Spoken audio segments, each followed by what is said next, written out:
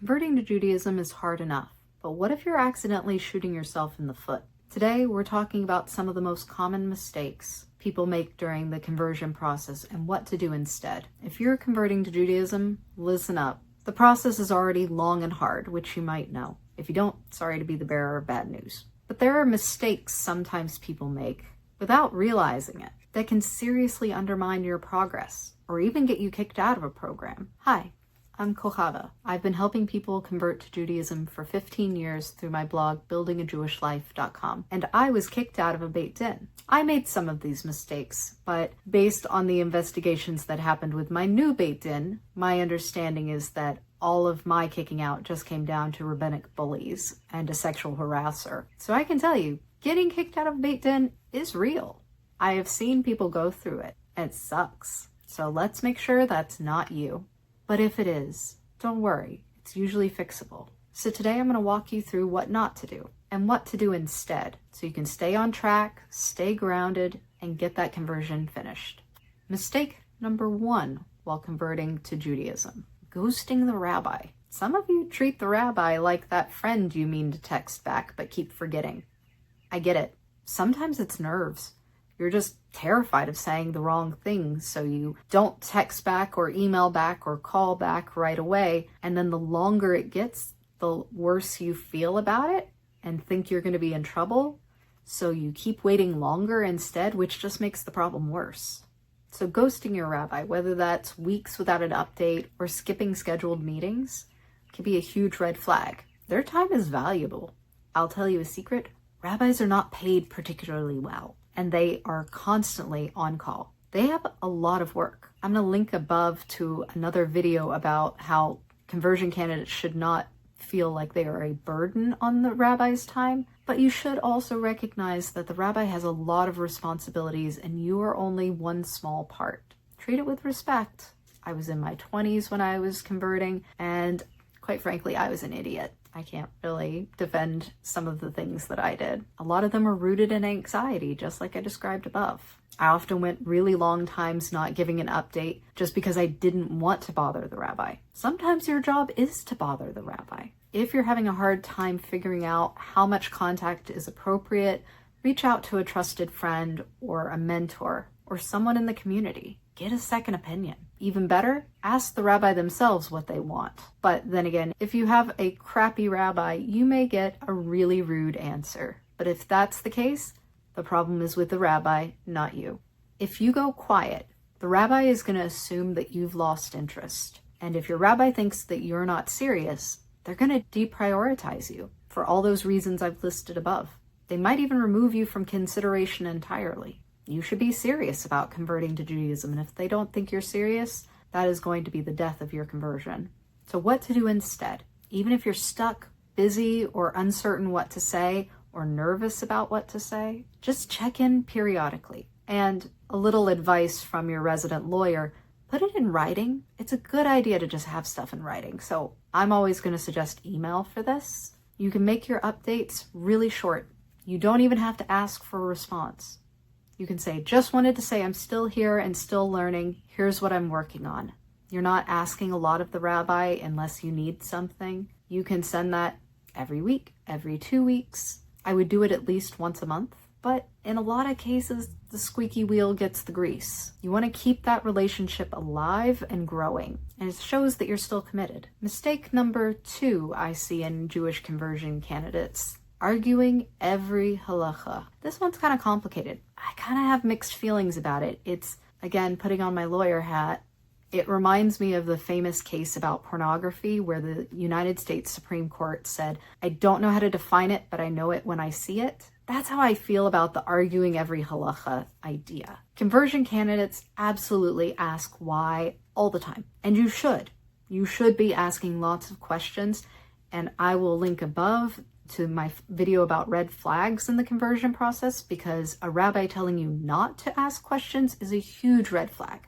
A rabbi shaming you for questions is even worse. But if your every conversation is argument and pushback and explaining why this particular mitzvah isn't relevant anymore or why it should be done this way and not that way, that reads as resistance or just unpleasantness. Remember that Judaism is a community, and part of the conversion process does come down to getting along in the community. It's not fair, especially if you're coming from a background where you view it purely as a religion, but Judaism is a people.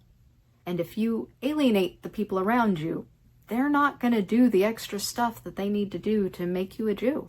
Your rabbi doesn't need you to agree with every single thing immediately, but they do need to see an openness to learning new things and growing. You should be flexible. You're going to need a lot of flexibility if you're going to make it through a conversion process. So what to do instead? Frame your questions as curiosity rather than combativeness. Use phrasing like, can you help me understand this better? Rather than, that's outdated and doesn't make any sense. Mistake number 3 I see in Jewish conversion, and absolutely one that I have been guilty of, especially as a hyperverbal autistic person. Oversharing trauma, history, and personal drama. Your rabbi is not your therapist. Your rabbi also doesn't need your entire life story in order to understand how your life led to you wanting to convert. For one, they don't have time. For two, let's be honest, rabbis get a lot of sob stories. And it's not fun being on the other side of a sob story.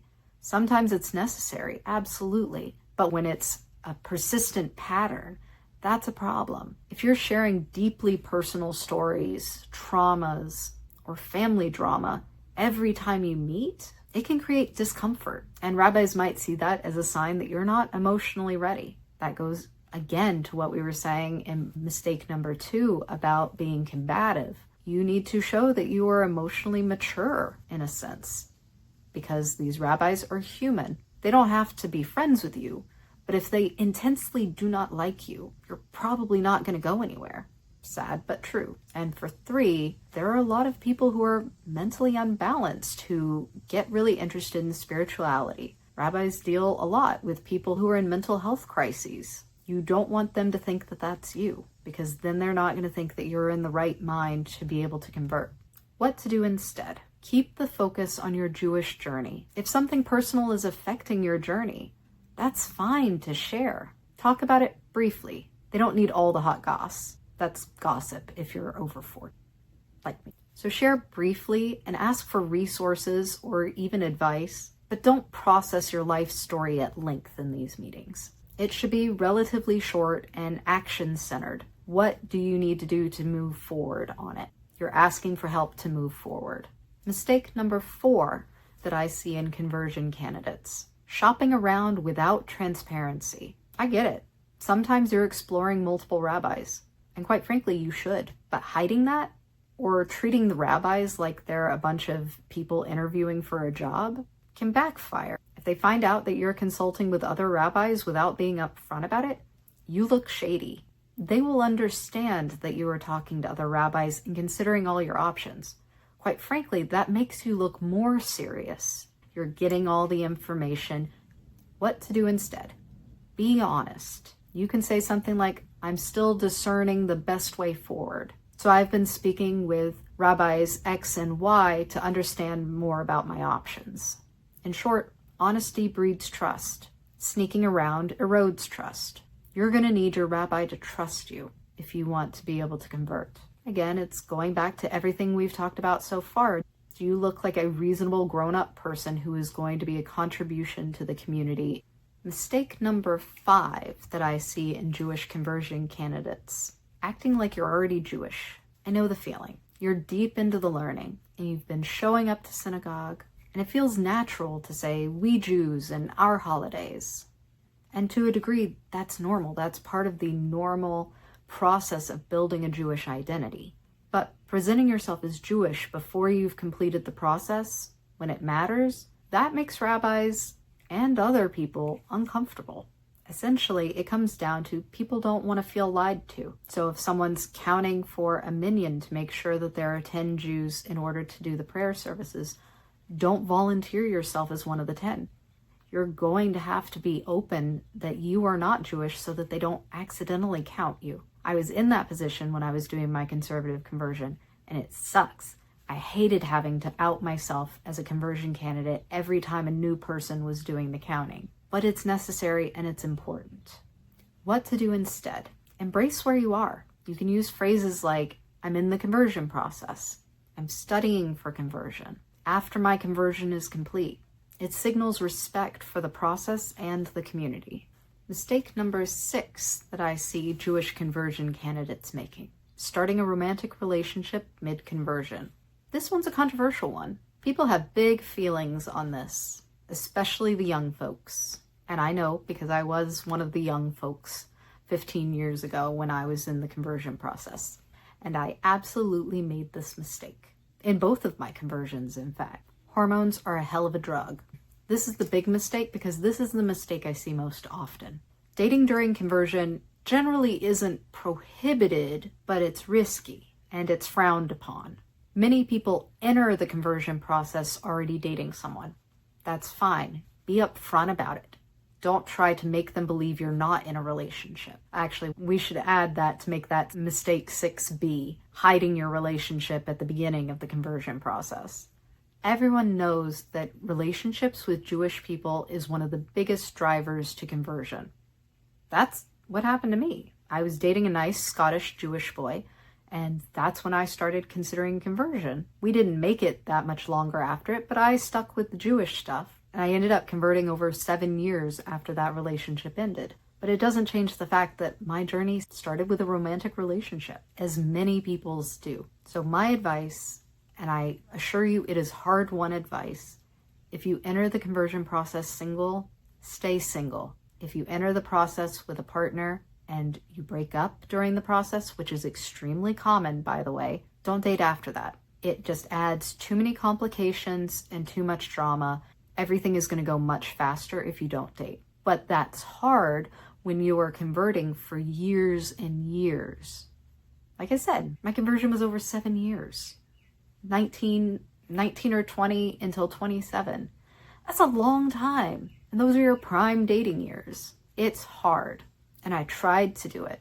I knew that that's what I should do. But when you think that the right person has come along, it is so hard to worry that you will miss the boat. That's a real fear. But I believe there is a purpose in your life. And right now, that may be what's asked of you. So if you're in the conversion process and you start a relationship, for one, if it's a relationship with someone who is not Jewish, even if you were in a reform or conservative conversion, rabbis are going to be very concerned about that. That doesn't look like you are trying to build a Jewish life with a Jewish partner. So that's already going to be a huge red flag to your rabbis. If it is a Jewish partner, the rabbis, rightly or wrongly, may question your motives. Even if your intentions are pure, it can look like you're converting for them. From my perspective, you were already in the conversion process and then you were dating someone Jewish. That makes perfect sense to me. I don't know why they would question your motives, but they do. Doesn't have to make sense, I guess. But I will tell you another practical aspect of this is, especially for women in the Jewish conversion process, be very skeptical of any man that wants to date you. There is often an issue with power imbalances in those relationships. And oftentimes there is a very old and very offensive practice of shiksas are for practice. Shiksa being a extremely derogatory, insulting word for a non-Jewish woman. Don't recommend you ever use the word shiksa for any purpose. We're not reclaiming this word. It means abomination. So this idea of shiksas are for practice, meaning that you can date non-Jewish girls so that then you can go on to marry a Jewish girl, that translates a lot into conversion relationships. It's like, especially for people who might be too uncomfortable to actually date non-Jewish women, but someone in the process is like close enough. I can speak from experience with someone that I was talking with during my conversion, but we had chosen not to date. As soon as I actually converted, he was no longer interested. Suddenly, shit became real, and I was actually a possible marriage partner, and he realized that I had things that were a deal breaker for him. So this sort of casualness and excitement of a relationship that's kind of sort of taboo can really bring out men who are not good for you. What to do instead? If you're thinking about dating someone, talk to your rabbi before you make it official. If you do make it official, be transparent as soon as possible. But even more important, Be sure to show that your Jewish growth is independent of this partner. If the relationship ended tomorrow, would you still be converting? That's what they want to know. Make sure that your actions make the answer obvious. A bonus tip for mistakes that Jewish conversion candidates make in the process. Don't try to be perfect. If you try to perform as the ideal conversion candidate, you're going to come off as fake. You don't need to be flawless. Rabbis know you're a beginner. Rabbis know you're going to make mistakes. Judaism has great processes in place for us when we make mistakes. I'll link above to a video about that being my real point, that I realized Judaism was for me. It met us where we are as humans, and acknowledging that we are going to make mistakes and give us the tools to repair the mistake. That's what your rabbi is going to be looking for. When you make mistakes, how do you repair that? How do you make it better, as Daniel Tiger would say? What they're looking for is sincerity, humility, growth, and commitment. You're making a lifelong commitment. Act like it. So let's recap real quick. The top mistakes that I see Jewish conversion candidates making: don't ghost your rabbi. Don't argue everything just to win. Don't overshare. Don't shop around in secret. Don't pretend you're already Jewish. And don't let a relationship determine your Jewish path. Want tools to help you stay grounded and consistent during your conversion? Go to buildingajewishlife.com and join the mailing list. Then you'll get instant access to my resource library, which includes printables like the Rabbi Meeting Prep Sheet, where you can game out these meetings you're going to have with the rabbis and what your questions are and what you need from them. It's all free. So tell me in the comments, which one of these mistakes are you most worried about?